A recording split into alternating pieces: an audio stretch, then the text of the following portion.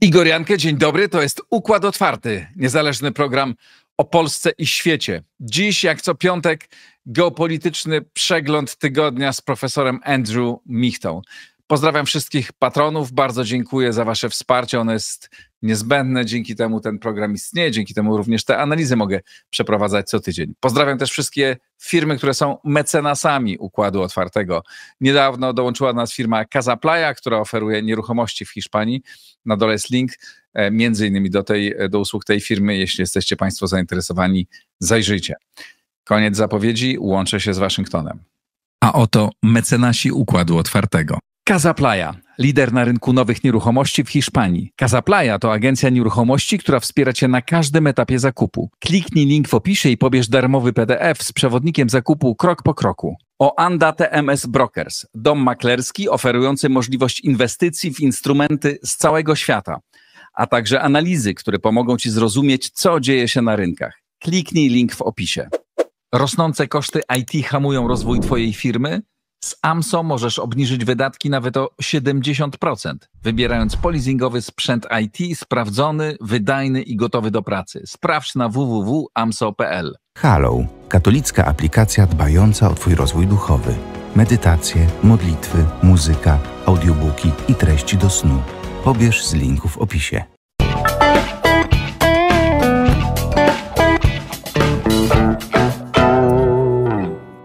Andrew Michta, dzień dobry. Dzień dobry Igor, dzień dobry Państwu. Co tydzień zmienia się bardzo wiele. Teraz było kilka wydarzeń, które omówimy, ale zacznijmy od tego, co w ostatnich dniach dzieje się w Europie. Financial Times doniósł o tym, że największe europejskie państwa planują 5-10-letni plan takiego rozbudowania armii europejskich, żeby mogły one zastąpić Stany Zjednoczone w NATO. Głównie mają pracować nad tym według FT, to jest akurat informacja z Reutera, tutaj Państwo widzicie. Głównie pracują nad tym Francja, Wielka Brytania oraz państwa skandynawskie. Nie było tam wymienionej Polski, nie wiem dlaczego, ale pytanie, czy Twoim zdaniem ten plan ma szansę powodzenia i dlaczego tak się śmiesz? Czy uważasz, że Europa nie jest w stanie niczego zrobić?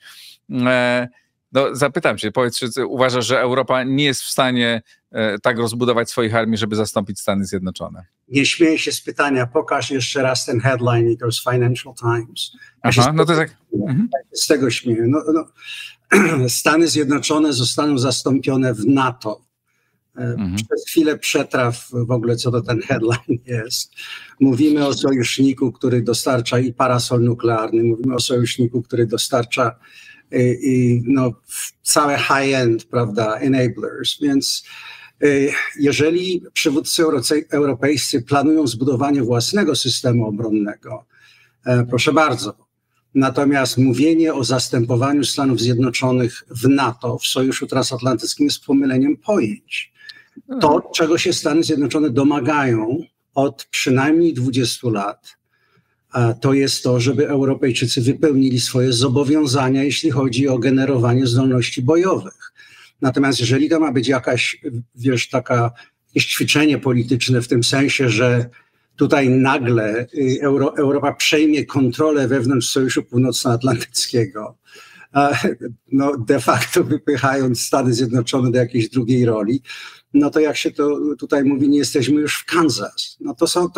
Dla mnie to jest po prostu konceptualne pomylenie pojęć i próbę takiego jakiegoś stworzenia świata, który naprawdę nie ma dużych szans na istnienie, Igor. Wiesz, prosta rozmowa, którą mówiliśmy od sekretarza Gatesa w dół. Wydajcie pieniądze, są plany regionalne, są plany operacyjne. Te plany regionalne mają podłączone wymagania operacyjne. Ja piszę o tym od lat, że cały trzon konwencjonalnego odstraszania wewnątrz sojuszu powinien być oparty na siłach konwencjonalnych Europy. Ale to jest zupełnie inna rozmowa niż właśnie ten taki Financial Times headline, który tam masz, że teraz, prawda, w sojuszu transatlantyckim Stany Zjednoczone zostaną zastąpione przez Europejczyków. No i tak jeszcze na marginesie tutaj również coś do powiedzenia ma Kongres amerykański w tym wszystkim. Więc ja bym po prostu radził, żeby się trochę uspokoić i albo mówić rzeczywiście, jeżeli przywódcy europejscy, to słyszę od Netza i od innych, uważają, że jest w interesie Europy odciąć się od Stanów Zjednoczonych. Każde suwerenne państwo może takie decyzje podjąć. No to jest zupełnie inna rozmowa. Natomiast to jest takie trochę gadanie, chciałbym mieć ciastko i chciałbym je zjeść, a tak naprawdę to nawet nie wiem, gdzie to ciastko się znajduje. I tyle. No tak, ale nie możemy wykluczyć sytuacji, w której Stany Zjednoczone de facto, nawet jeśli nieformalnie, ale de facto zaczną się z NATO wycofywać. Słuchając rozmaitych wypowiedzi przedstawicieli amerykańskiej administracji. Pamiętam, że wielokrotnie o tym rozmawialiśmy jeszcze w miesiącach poprzedzających inaugurację prezydentury Donalda Trumpa. No i ty zawsze podkreślałeś, miałeś, pamiętam, taką frazę, którą mówiłeś, nie skupiajmy się na tym, co słyszymy na słowach, na deklaracjach, które padają, bo to jest kampania, to jest Donald Trump, to jest jego styl i tak dalej, i tak dalej. Tak naprawdę będzie wszystko tak, jak trzeba. No ale jak widzimy, w wielu sprawach tak nie jest.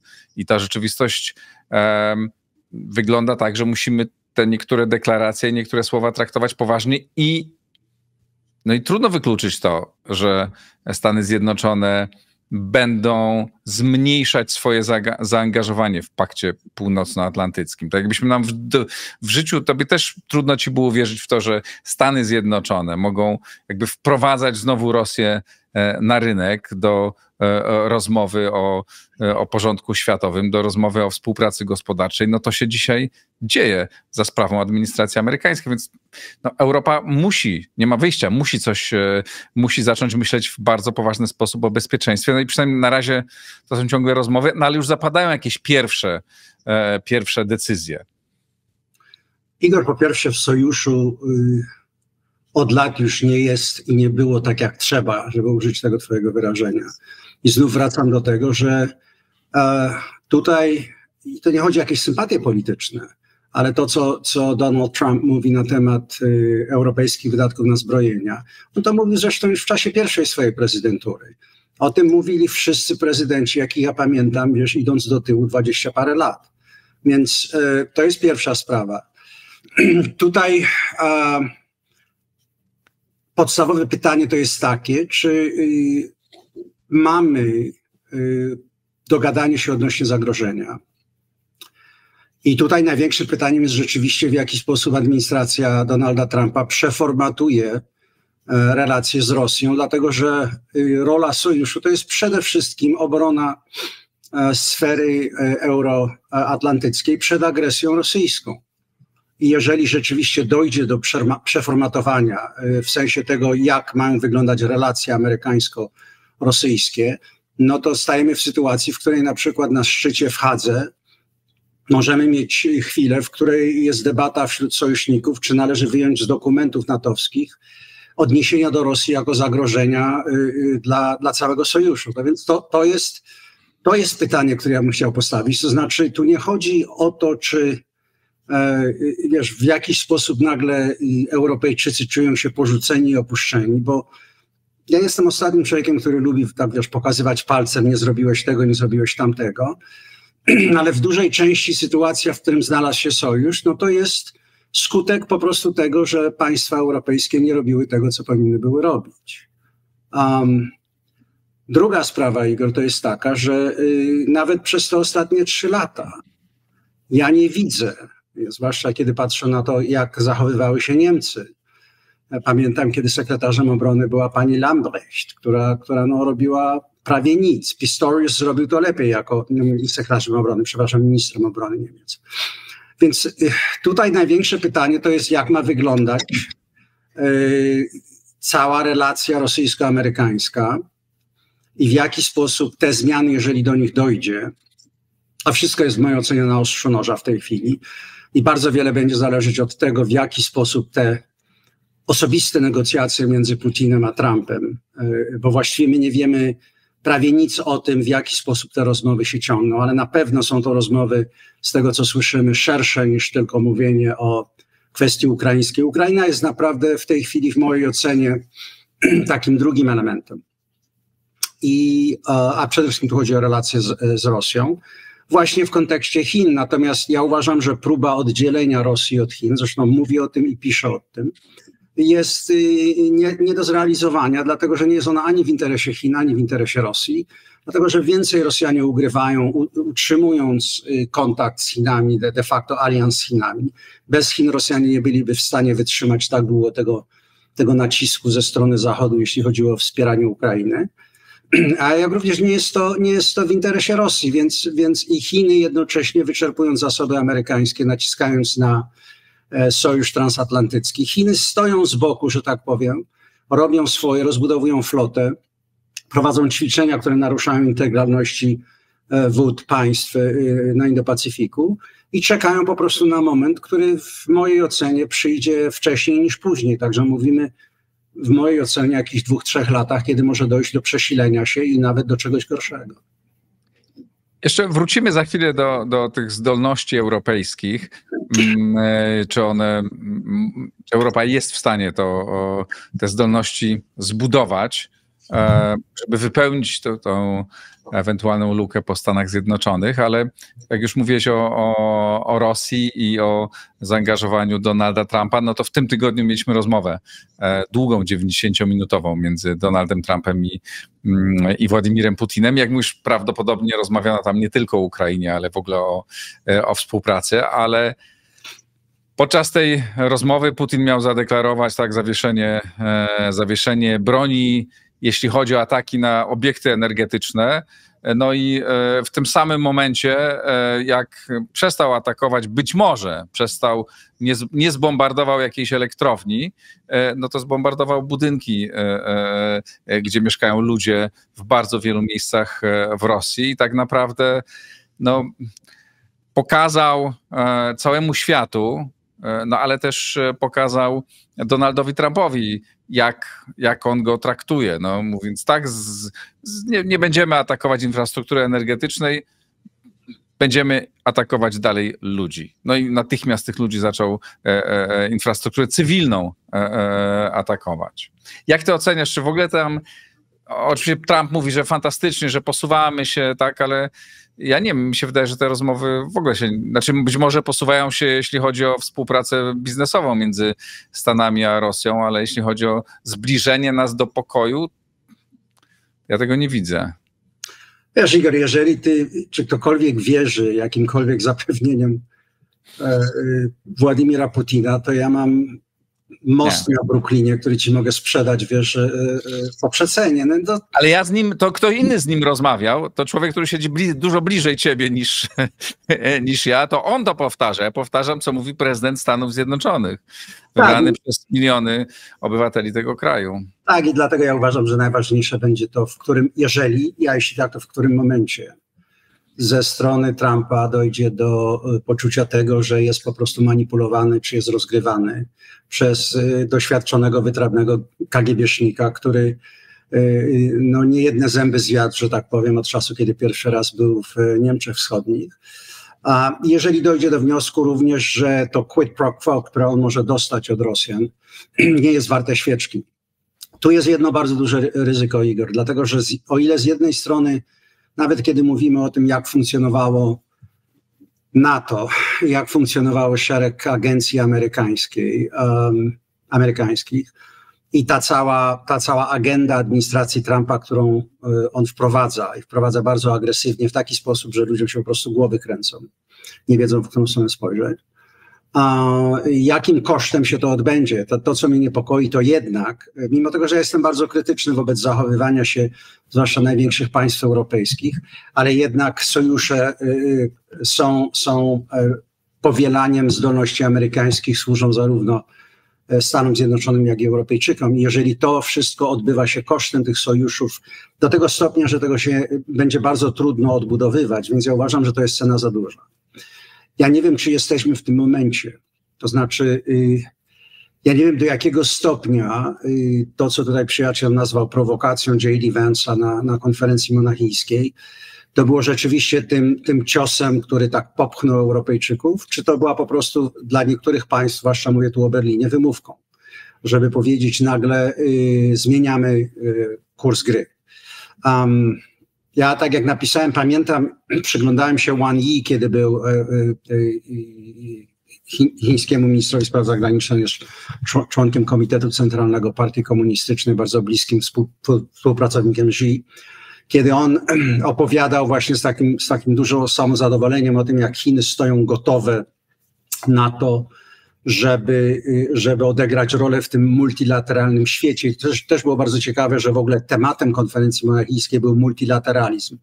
Wiesz, multilateralizm to są koncepcje, o których ciągle mówią Chińczycy, Rosjanie, BRICS, wiesz, to jest inny sposób, to jest kod na mówienie o tym, że jest to świat, w którym Stany Zjednoczone odchodzą do tej kategorii państw, które już nie decydują o relacjach międzynarodowych w kluczowych teatrach. I wiesz, jeżeli rozmawiam teraz z przyjaciółmi w Europie, to ja widzę trochę ku mojemu, może nie tyle zdziwieniu, bo to widziałem w niektórych miejscach, przepraszam, ale zainteresowanie tym, żeby jednak tych Chińczyków wprowadzić w życie Europy, nie tylko w kategoriach ekonomicznych. Niemcy są ogromnie uzależnione od Chin. Cały przemysł niemiecki, jeśli chodzi o komponenty, rynek, sprzedaż, ale również po raz pierwszy słyszę pomrukiwania o jakimś sposobie włączenia Chińczyków i nie tylko w rozwiązanie konfliktu ukraińskiego, ale w ogóle w strukturę bezpieczeństwa. Wiesz, jeżeli Chiny się ustawią w sytuacji, że przy tych wszystkich takich wzajemnych oskarżeniach, przeciąganiach się, wiesz, wykrzykiwaniach, które słyszysz, Chiny nagle stają się akuszerem pokoju, czy przynajmniej zamrożenia wojny na Ukrainie i zaczynają być rozgrywającym odnośnie gwarantowania spraw bezpieczeństwa, a Rosjanie jednak nadal w tym sojuszu są z Chinami połączone.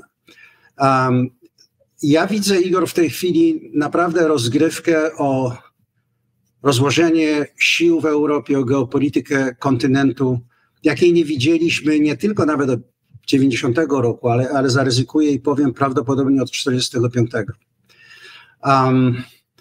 Wracając do to, co mówiłeś, że to jest Donald Trump, który odbywa te rozmowy telefoniczne z Władimirem. Ja się czasami zastanawiam, dlaczego tak jest, wiesz? I są różne tam teorie konspiracyjne, o których słyszysz, różne tam opowieści. Ja myślę, że sprawa nie jest tak skomplikowana. Mnie zaskoczyła jedna sprawa, kiedy widziałem spotkanie jeszcze w czasie pierwszego okresu, kiedy Trump był prezydentem, w czasie swojego pierwszego termu. W jaki sposób odnosiły się do niego elity europejskie czy Trudeau z Kanady. Wiesz, to było takie odśmiewanie się z tego pana, że to on taki, wiesz, niedouczony, taki głąb, a my tutaj tacy jesteśmy sophisticated.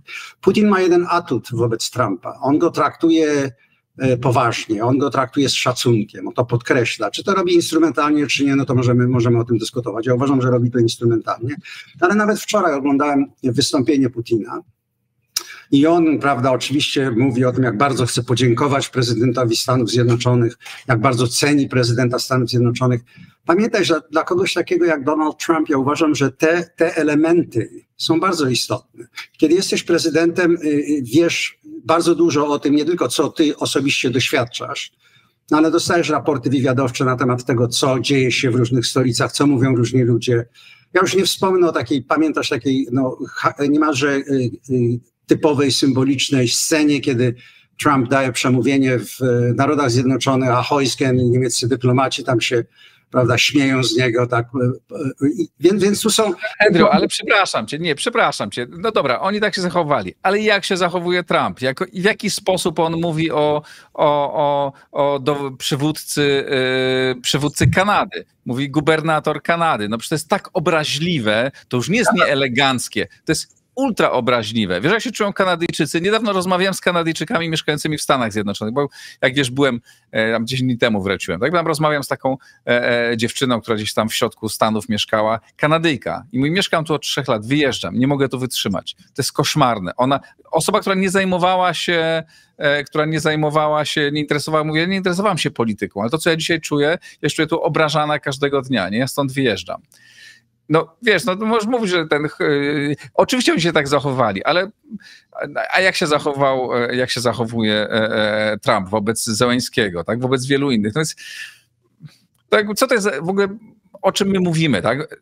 Poważnym problemem jest to, że Europa się nie rozbroiła i że działała w sposób niepoważny i że poprzednia administracja Stanów Zjednoczonych też nie działała w sposób poważny w sprawie wojny na Ukrainie.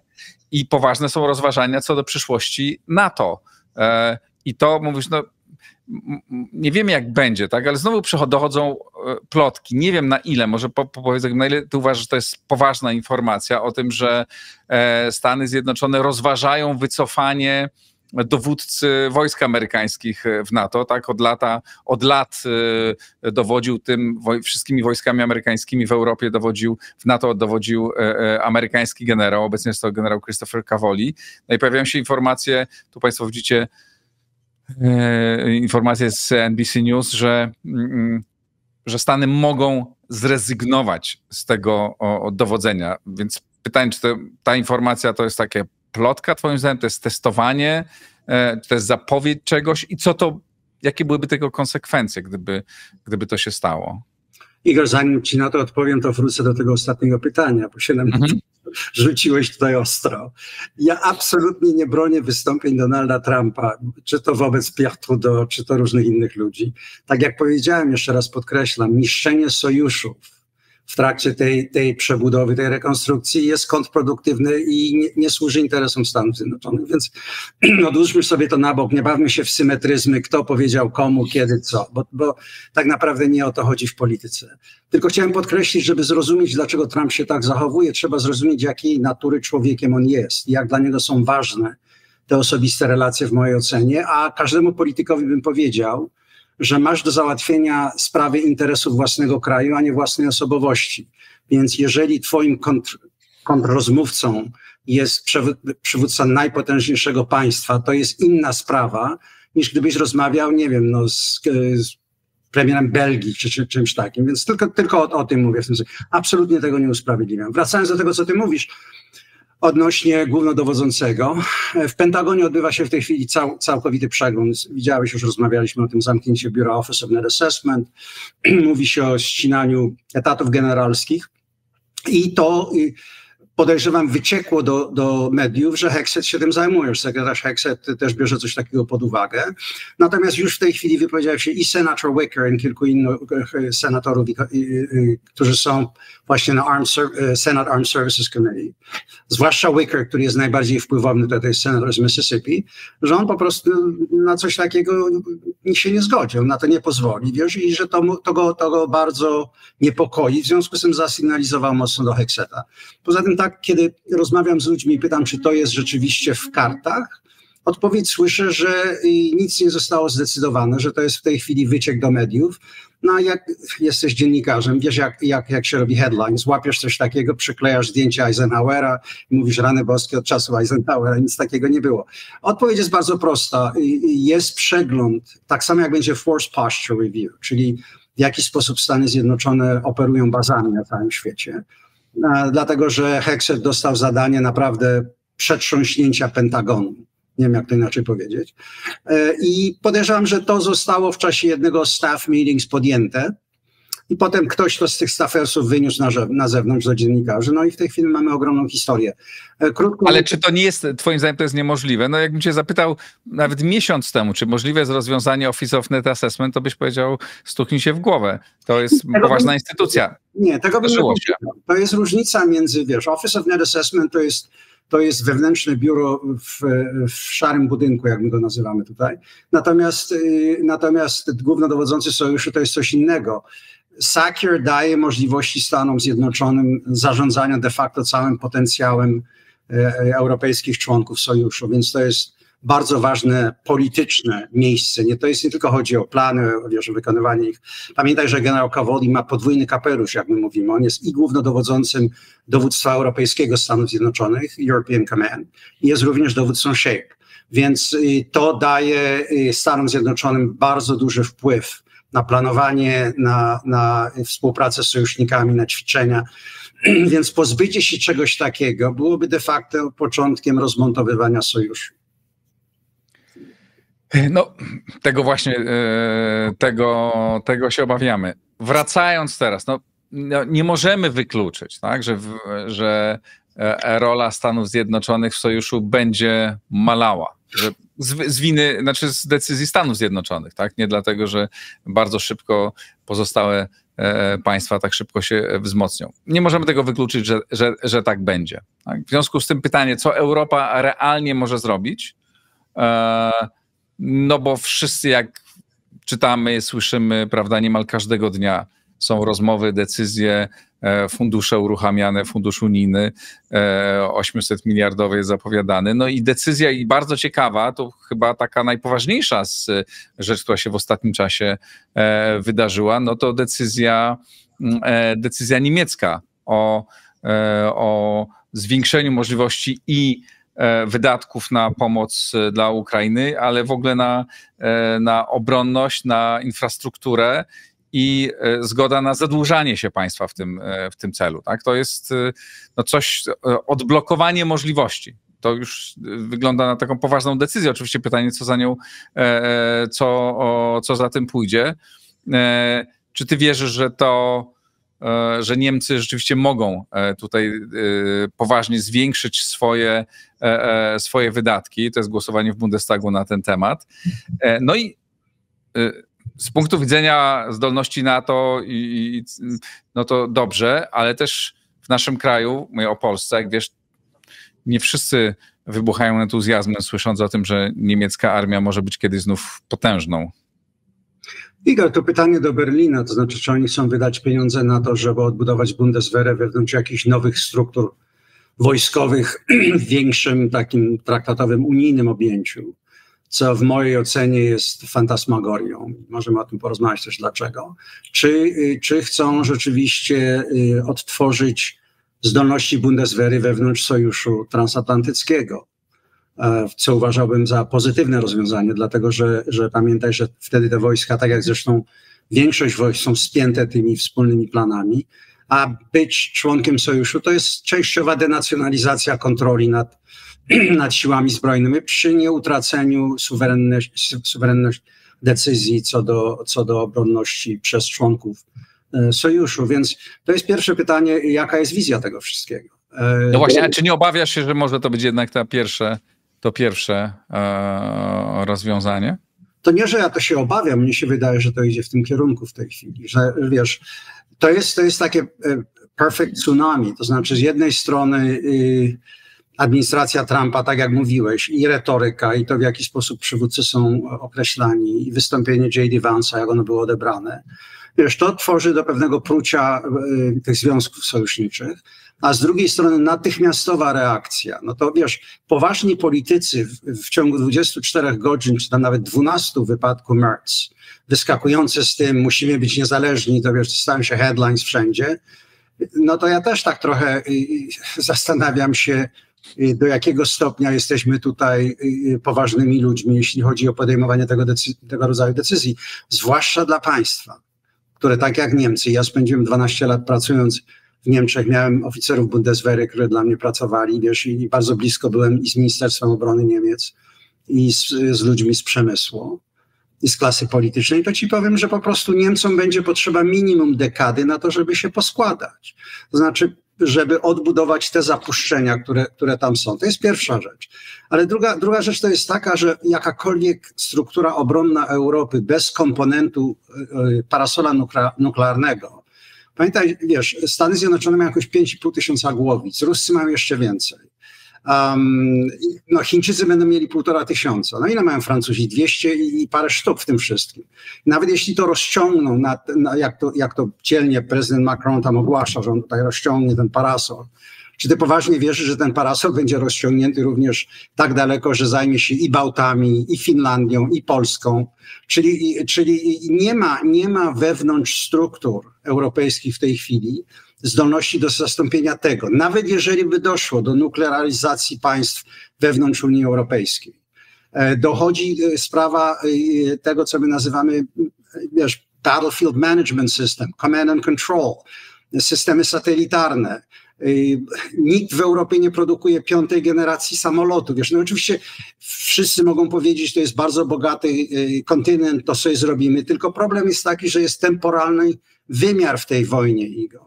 Jeżeli Europa wierzy, że się znów ci biurokraci pozbierają koło tych stołów, posiedzą, pogadają, będą się kłócić o to, kto wyda na pożyczki. Widziałeś, co się stało na tym szczycie teraz w Brukseli. Jedno państwo mówi to, drugie mówi tamto, a może tamto. Już nie mówię tu o Orbanie, który tam rozrabia jak tylko może. Więc żeby się to przekuło na jakiekolwiek konkretne decyzje, kontrakty produkcyjne, ja zachęcam ludzi, żeby się przyjrzeli, jak wygląda proces procurement w Niemczech.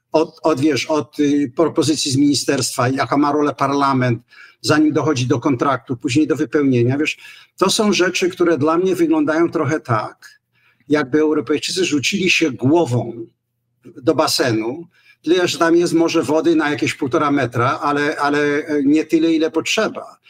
Trzeba pomyśleć konkretnie, zadać sobie podstawowe pytanie. Czy Unia Europejska jest traktatowo zdolna stać się strukturą zastępującą Sojusz Transatlantycki? Jeżeli wierzysz, że tak, no to co robimy, to proszę bardzo. No więc zgadzamy się tutaj. Ale musimy budować zdolności wewnątrz Europy. Tak? Nie, Unia jest od czegoś innego, jest sojuszem powołanym do innych celów, ale wewnętrzne sojusze europejskie musimy budować i wzmacniać. To jest zupełnie inna rozmowa, natomiast reakcje europejskie są jakie? Powołaliśmy sobie komisarza do spraw obronnych, powołaliśmy sobie komisarza do spraw zagranicznych. Wiesz. To jest system traktatowy składający się z niezwykle różnorodnych państw, które nagle się zachowuje się tak, jakby udawał, że jest nation state. Że nagle tutaj zrobimy sfederalizowaną, prawda, Europę.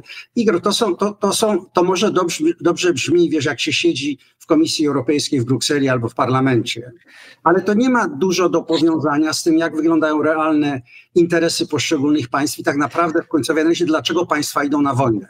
No dobrze, ale jeżeli Unia Europejska powołuje fundusz, z którego państwa członkowskie mogą brać pieniądze, żeby zwiększać swoje zdolności, na przykład jak w Polsce na Tarczę Wschód, no to jest krok w dobrym kierunku, tak? Jeżeli zmieniają regulacje pozwalające się zadłużać bardziej w kwestiach na uzbrojenie, no to jest krok w dobrym kierunku. Coś zaczyna, jakieś pierwsze, nie tylko już rozmowy, ale decyzje zaczynają zapadać. Tak, Igor, decyzje zaczynają zapadać. To tak jak wiesz, dom się pali, a lokalna gmina debatuje na temat tego, czy kupić motopompę. Wiesz, i w którym roku ta motopompa... No nie, ale już ta lokalna gmina powiedziała, dobra, mamy tu kasę, tak? Teraz zgłaszajcie się, żeby brać tą kasę i coś robić, a państwa między sobą zaczynają bilateralnie albo w rozmaitych, też polski minister finansów niedawno był w Londynie, tak, rozmawiało o wspólnych wydatkach. No tych inicjatyw wewnątrzeuropejskich jest coraz więcej. No. Igor, wrócę do tego, co mówiłem przedtem. Odstraszanie się opiera na 2 rzeczach. Zdolnościach zrobienia czegoś i woli politycznej, żeby to zrobić. Europa nie ma ani jednego, ani drugiego w tej chwili. Ogłosiła, że ma wolę polityczną, natomiast tego nigdy nie zademonstrowała, dlatego że nigdy poza państwami flankowymi nie podjęła ryzyka i nie nadstawiła karku. Polska nadstawiła karku, Finlandia tak. Największe państwa, które mają temu wszystkiemu zarządzać w Europie, mówię tu o Niemczech, o Francji, tego nie zrobiły poza strefą deklaratywną. Ale Francja i Wielka Brytania zaczynają mówić o tym, że mogą wysłać swoje wojska do Ukrainy. Igor, Zjednoczone Królestwo ma jakieś 75 000 żołnierzy plus kilka tysięcy górków. No wiesz, im zajmie 10 lat do stworzenia dywizji. Zejdźmy do jakiegoś reality check, bo kiedy, wiesz, ja się bardzo cieszę, że przyjaciele z Europy, wiesz, nareszcie się budzą i zaczynają coś tam robić.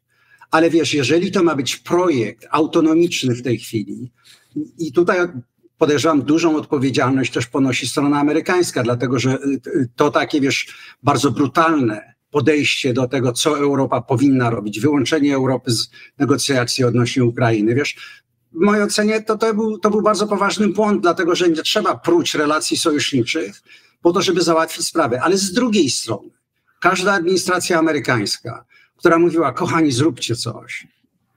Słuchaj, ja byłem kiedyś w National Defense University.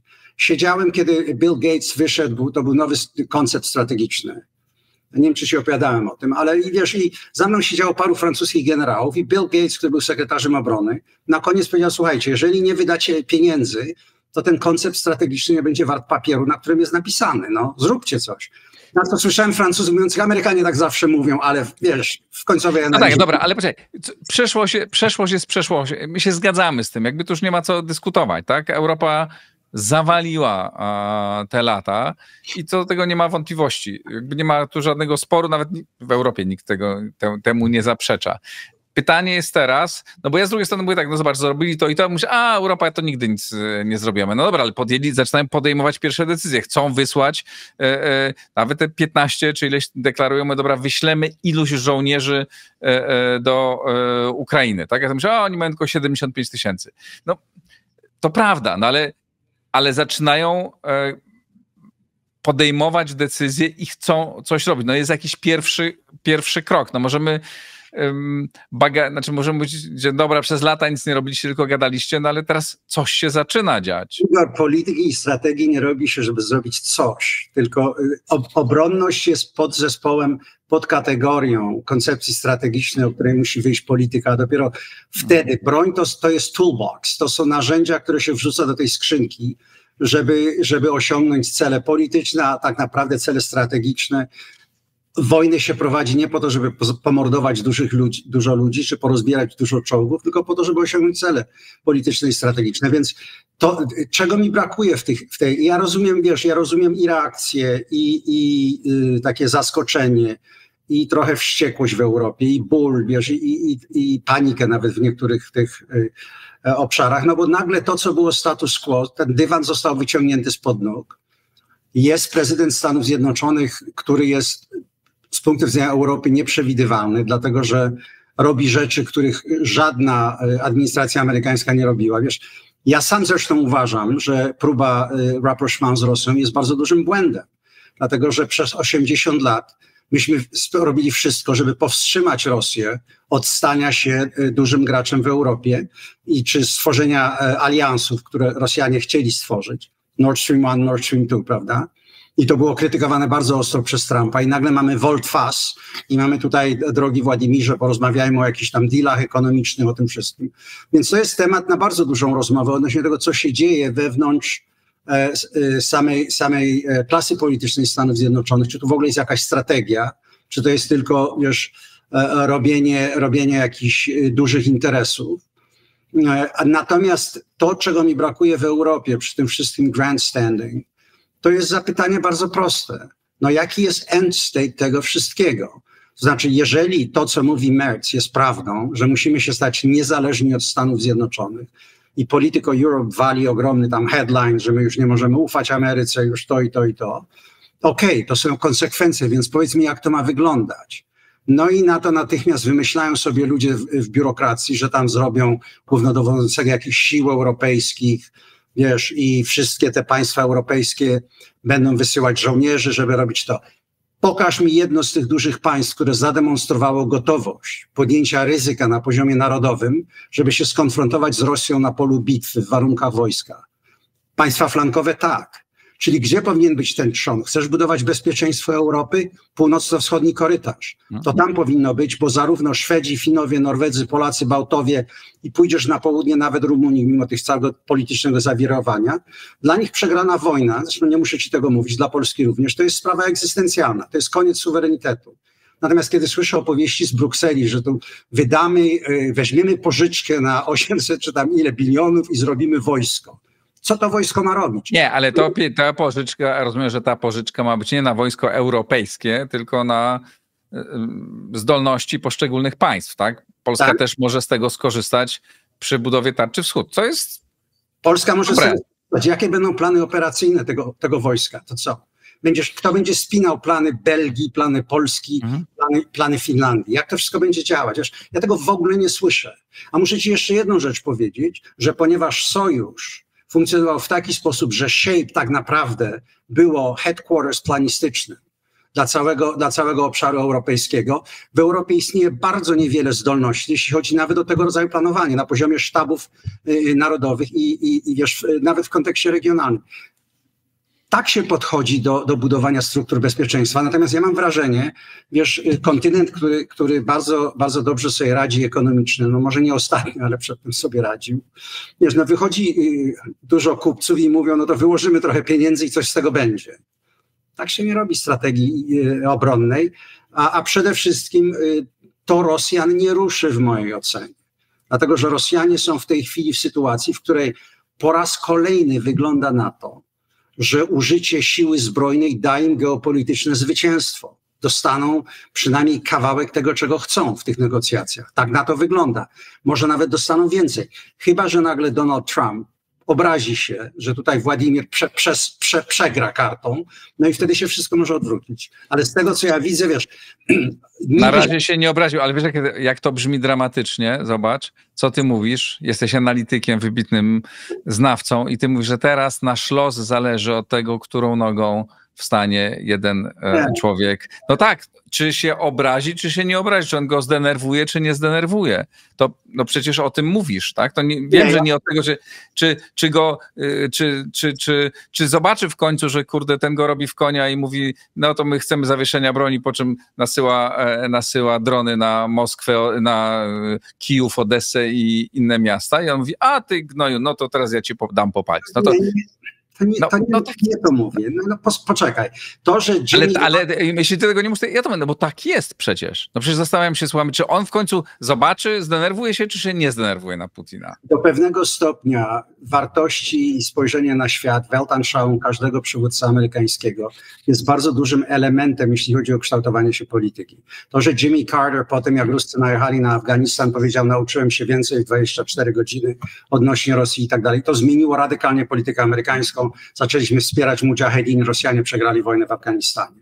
To, że Reagan mówił we win, they lose i był bardzo twardy, panie Gorbaczow, rozwal tej ściany, to były jego wartości. To był facet, który w Kalifornii został zagorzałym antykomunistą i te jego wartości odgrywały rolę. No, różnica była taka, że był o wiele bardziej ogładzony, był statesmanem i to, co mówił, podobało się w Polsce. No.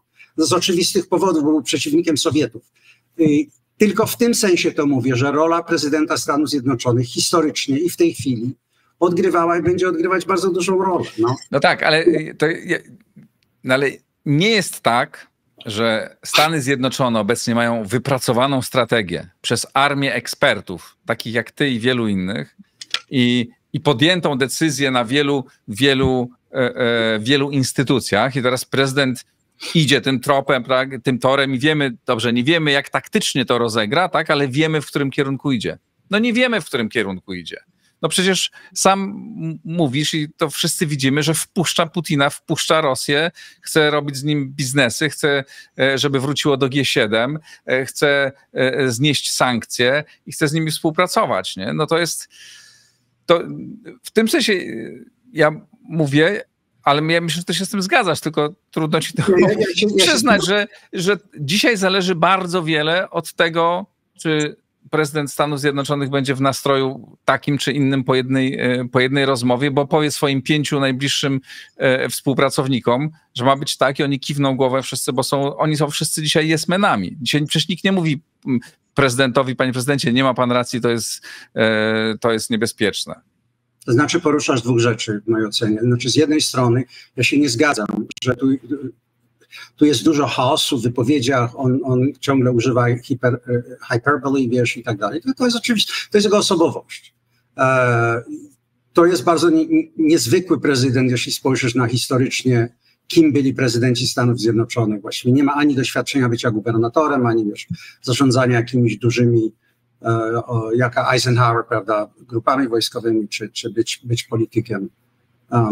Ale z punktu widzenia wyjdź poza regionalną optykę Europy, dlatego że ty patrzysz na to z punktu widzenia, tak uważam, jeśli się mylę, to mi powiedz, z punktu widzenia kogoś, kto jest w bardzo zagrożonym państwie na flance, w krytycznej sytuacji, w której wygląda na to, że państwo, w które Polska zainwestowała bardzo dużo, dlatego że przeżycie Ukrainy jest żywotnym interesem Polski, jeżeli chodzi o utrzymanie pewnego balansu w regionie. Natomiast spójrz na to z punktu widzenia faceta, który siedzi w District of Columbia i patrzy nie tylko w kierunku Atlantyku, ale patrzy również w kierunku Pacyfiku. I patrzy, gdzie znajduje się duże zagrożenie. Rosja nie jest poza elementem nuklearnym zagrożeniem dla Stanów Zjednoczonych w takim samym sensie, jak już jest i będą Chiny. W związku z tym, jeżeli on dochodzi do wniosku nagle, że on tutaj musi próbować jakiegoś rozegrania, które mu poprawi jego kompetytywność wobec Chin. Nie wiem, czy się to jakoś uda sprowadzić rozziew między Chińczykami a Rosjanami, zmienić relacje. To są, wiesz, to już jest sprawa na bok. Natomiast to, że dla Stanów Zjednoczonych Pacyfik jest w tej chwili dużym priorytetem, to jest dlatego, że myśmy tą bestię wszyscy stworzyli. To znaczy wyniesienie produkcji do Chin, transfer technologii. Europa nie ma takich możliwości, jak mają Chiny, na przykład jeśli chodzi o robienie różnych breakthrough technologies. Europa jest bardzo do tyłu, jeśli chodzi o kluczowe, wiesz, elementy innowacji, natomiast Chiny nadganiają. Stany Zjednoczone muszą albo wykonkurować lepiej z Chińczykami, nie wiem jak to po polsku powiedzieć, albo przegrają w tej konkurencji. W związku z tym ty patrzysz z punktu widzenia regionalnego i to wszystko wygląda bardzo nieładnie, że tak powiem, prawda, niegrzecznie. Natomiast jeżeli to jest częścią kalkulacji, że Stany Zjednoczone przy niechęci do podniesienia wydatków na zbrojenia, przy 37-trylionowym długu, starają się znaleźć strategię, która pozwoli na uniknięcie wojny z Chinami, a jednocześnie odstraszy i sukcesywnie ochroni, że tak powiem, amerykańskie interesy na Indo-Pacyfiku. Więc tak to wygląda. To więc to nie to jest, że tu jest tylko i wyłącznie chaos. Druga, ty mówisz o czymś bardzo ciekawym, Igor.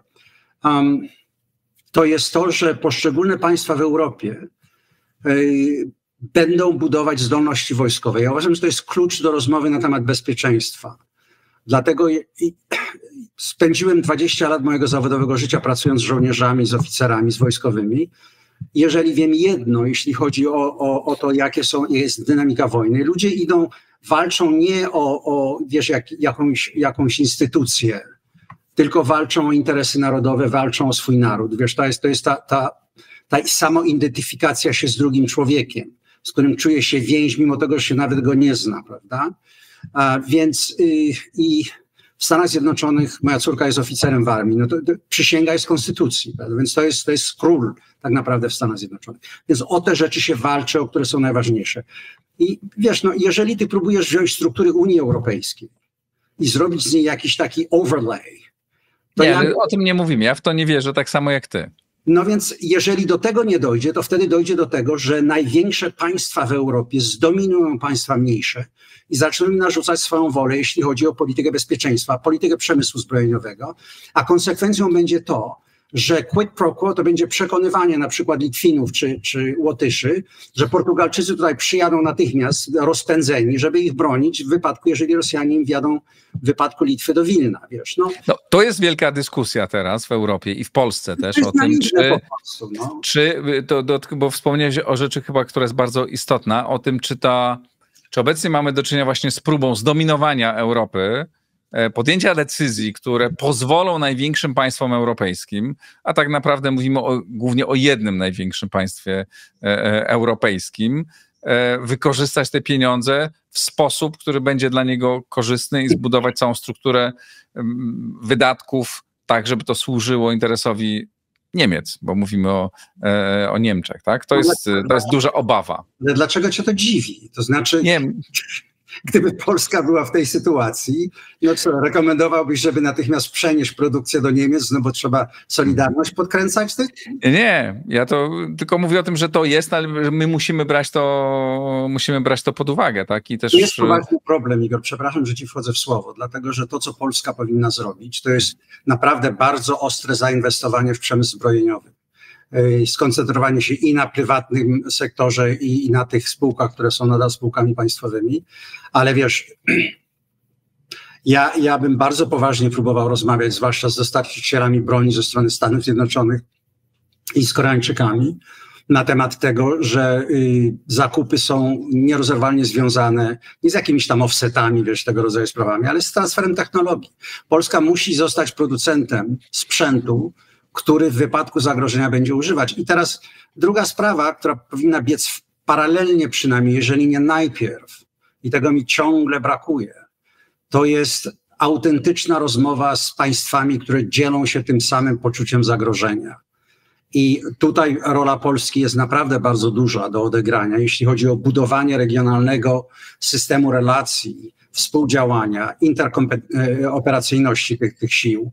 Wiesz, przypomnę ci, że w 2013 roku, przepraszam, 2023 rok, państwa skandynawskie w lutym chyba w Ramstein podpisały porozumienie, które pozwala im wykorzystywać czwartej generacji samoloty jako jednego rodzaju siłę uderzeniową pod głównodowodzącym SACEUR, prawda? Więc daję to jako przykład, do czego może dojść. Finowie mają największą konwencjonalną artylerię w tej chwili. Polska ma duże braki w tej chwili.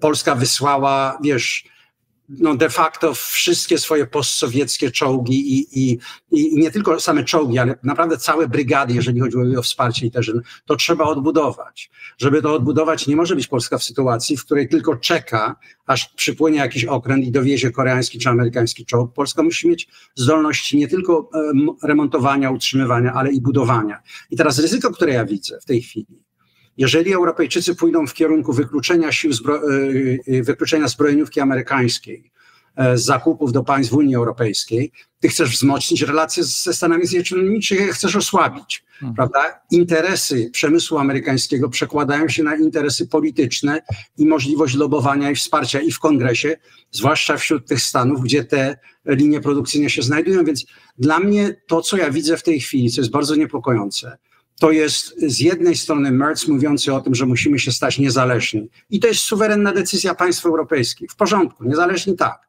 Dobrze, ale jaki jest plan, który do tej niezależności ma doprowadzić nie w taki sposób, że 2 czy 3 kraje, zwłaszcza po tym, kiedy Brytyjczyków w tym nie ma, bo nawet Brytowie mają być wyłączeni z tego wszystkiego, jeśli chodzi o zbrojeniówkę. Czyli Niemcy i Francuzi mają zarabiać pieniądze w tym wszystkim, prawda?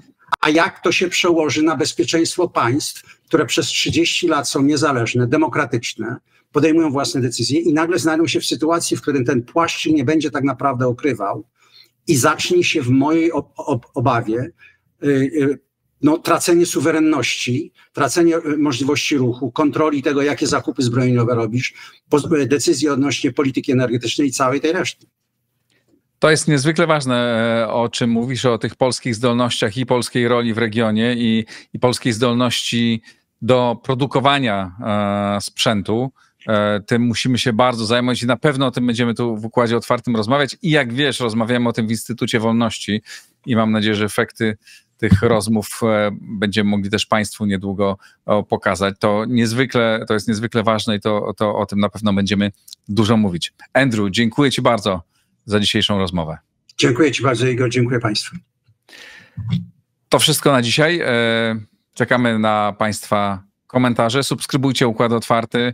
Wspierajcie na Patronite. To dzięki Państwa wsparciu mogę prowadzić m.in. te rozmowy cotygodniowe z Andrew Michtą. Pozdrawiam wszystkich serdecznie. Do zobaczenia. Do usłyszenia.